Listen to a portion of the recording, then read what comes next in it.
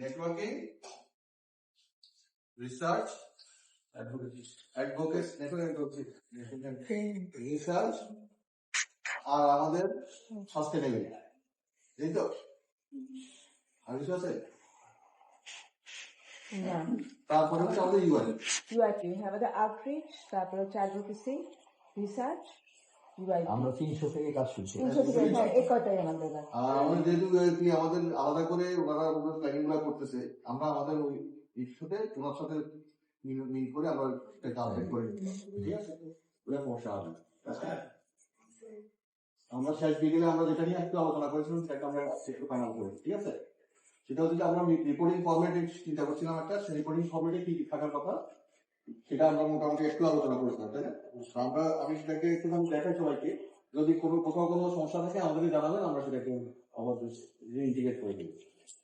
কালকে আমরা যেটা আলোচনা করছিলাম সেটা হচ্ছে একটা কন্টেন্ট পেজের ভিতরে, মানে একটা রিপোর্টের ভিতরে কি কি থাকে, আমরা কন্টেন্ট পেজটা তৈরি করতে একটা ইন্ট্রোডাকশন অথবা ব্যাকগ্রাউন্ড অথবা কন্টেক্সট, যেটাই আমরা যেভাবে বলি না কেন ওখানে একটা কিছু থাকতে হবে। তারপর রিপোর্টের একটা সামারি, এক্সিকিউটিভ সামারি আমরা রাখবো। তারপরে আমরা একটা প্রোগ্রেস অফ যে প্রজেক্ট আমরা দেখতে পাই, হ্যাঁ, অথবা হোয়াটএভার আমরা যেটাই আমরা অ্যাচিভমেন্ট আমরা কি দিব, যেটা আমরা ডোনার রিপোর্টিং এর কথা ভাবছি। এবং একই সাথে এরপরে হচ্ছে আমরা বলছি যে আমাদের যেহেতু রিপোর্টের ভিতরে মানে প্রজেক্টের ভিতরে আমরা কিছু cross cutting issues, gender, HR, মানে হিউম্যান রাইটস, এনভায়রনমেন্ট ইস্যুস গুলোকে আমরা ইনক্লুড করেছি as a cross cutting issue, মানে প্রত্যেকটা কাজের মধ্যেই এটা থাকতে হবে। সেই জন্য এগুলিকে কোথায় আমরা কিভাবে ব্যবহার করেছি সেটার উপর একটা অ্যানালাইসিস থাকতে হবে।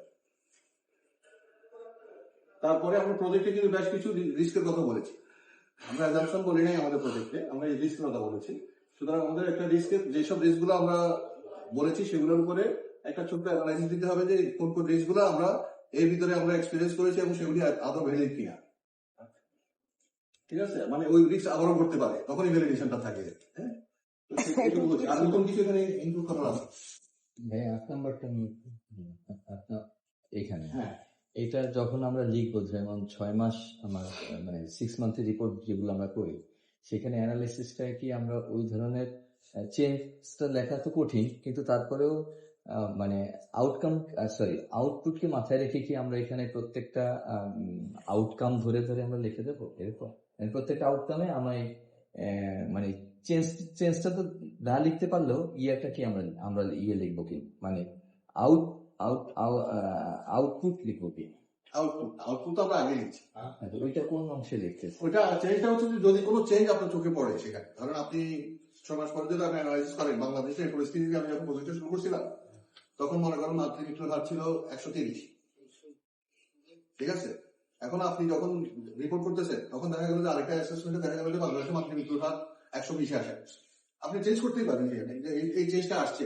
আমাদের এখানে অলরেডি বলা হয়েছে যে অ্যাবর্শন রিলেটেড ইয়ে হচ্ছে 7%, আপনি সেই 7% ইয়েটা দিতে পারেন সেখানে। রিমেইনিং আমরা তো সেটা বলছি, এটা ওইভাবে রয়েছে, চেঞ্জটা এখনো ওইভাবে আছে, এটাও বলতে পারবেন, কোনো সমস্যা আছে। সমস্যাটা হচ্ছে যে আপনি আসলে অ্যাসেস করতেছেন কিনা এটা বোঝার জন্য।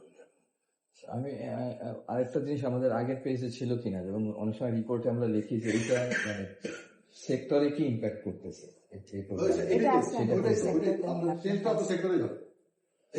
আমরা লিখবো এখানে। হ্যাঁ, চেঞ্জটা তো আপনার সেক্টরেই হবে, অন্য কোথাও হবে না।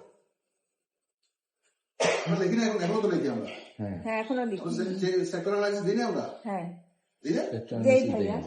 সেক্টর অ্যানালাইসিস হ্যাঁ, দেই সেক্টর অ্যানালাইসিস দেই। প্রত্যেকটা কি চেঞ্জ আসছে, নতুন করে কি আসছে, নতুন করে লিখি। হ্যাঁ, দেই।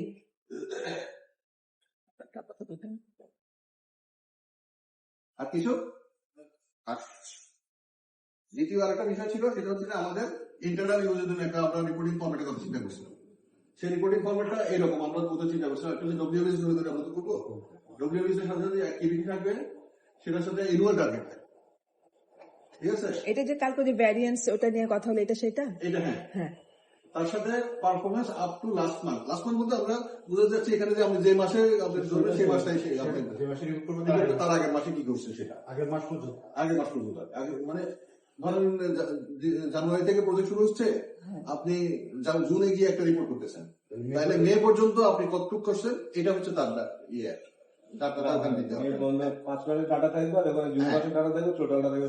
এরপরে পারফরমেন্স কারেন্ট মান্থ, মানে আপনি জুন মাসে যে রিপোর্ট করতেছেন সে জুন মাসের ডাটাটা ওখানে নেই। তাইলে জুন মাস এবং আগের মাস মিলে হচ্ছে আমাদের যা হবে সেটা হচ্ছে আমরা টোটাল পারফরমেন্স। ঠিক আছে, তাইলে আমরা যদি বলি যে ভেরিয়েন্স যদি বার করতে চাই, তাইলে আমাদের যে টার্গেটের সাথে আমাদের যদি ভেরিয়েন্সটা দেখতে চাই, তাহলে হচ্ছে আমরা অলরেডি যা করে ফেলেছি টার্গেটের এগেনস্টে, সেটা হচ্ছে আমাদের ভেরিয়েন্স। বাকি আছে কত? এটা আমাদের 3 মাইনাস না ভেরিয়েন্সটা তো N1 টার্গেটটা থেকে ভেরিয়েন্সটাই হবে না, বিয়োগ দিলে ভেরিয়েন্সটা হবে। N1 টার্গেট 4+5+6 তাইলে আমরা ওই ভেরিয়েন্সটা পাবো। আমরা যদি ধরি তাহলে এচিভমেন্ট হচ্ছে কত পার্সেন্ট আমরা অ্যাচিভ করছি, সেটা হচ্ছে 6 হবে। 6 হবে না 4 তো আছে 20 মাইনাস 16 4 না না, কলামের বিষয় হবে 6 নাম্বার কলাম 3 নাম্বার কলাম থেকে 6 নাম্বার কলাম আছে কলাম।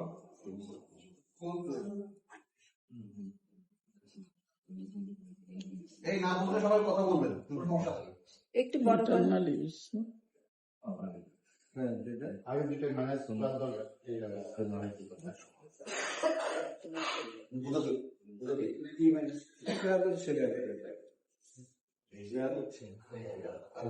তিন মাইনাস খালি করা উত্তর বলতেছি ভালো করে এখন আমি উত্তরের কাছে আছি।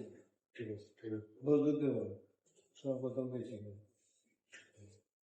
ওকে ফাইন, এবার হলো হচ্ছে ভাইয়া আর একটু দেখি। প্রথমে হচ্ছে WS, আচ্ছা একটু ধরলাম এটা হচ্ছে কলাম নাম্বার, এটা কলাম নাম্বার, এটা বুঝছি। WS বেস মনে করেন হচ্ছে আমাদের 1 নাম্বার WS আমরা 110 ধরলাম। অ্যাক্টিভিটি লিখবো এমআর ট্রেনিং, আমাদের অ্যানুয়াল টার্গেট যেটা সেটা আমরা বসাবো। পারফরমেন্স আমাদের লাস্ট মান্থ পর্যন্ত যেটা হচ্ছে সেটা আমরা বসাইলাম, তাই তো 4 নাম্বারে। তারপরে হচ্ছে পারফরমেন্স অফ কারেন্ট মান্থ, এই মান্থের যে পারফরমেন্স সেটা এখানে বসাবো। টোটাল পারফরমেন্স, তারপর পড়তে পারতেছি না, টোটাল পারফরমেন্স, এই টোটাল পারফরমেন্সটা যোগ হবে, মানে আগের এক্সিস্টেন্স আর বর্তমান মাসেরটা যোগ হয়ে ওটা বসবে, তাই না? তারপর ভ্যারিয়েন্সটা আমরা করবো কোথা থেকে মাইনাস, সেটা হচ্ছে টার্গেট থেকে আমরা ভ্যারিয়েন্সটা মাইনাস করবো, তারপর পার্সেন্টেজ দিয়ে করবো। এবার বুঝছি, এটা তো আমরা ইয়েতে করে আমাদেরকে বন্ধুদের দেখা দিচ্ছিলেন ওই ফর্মে।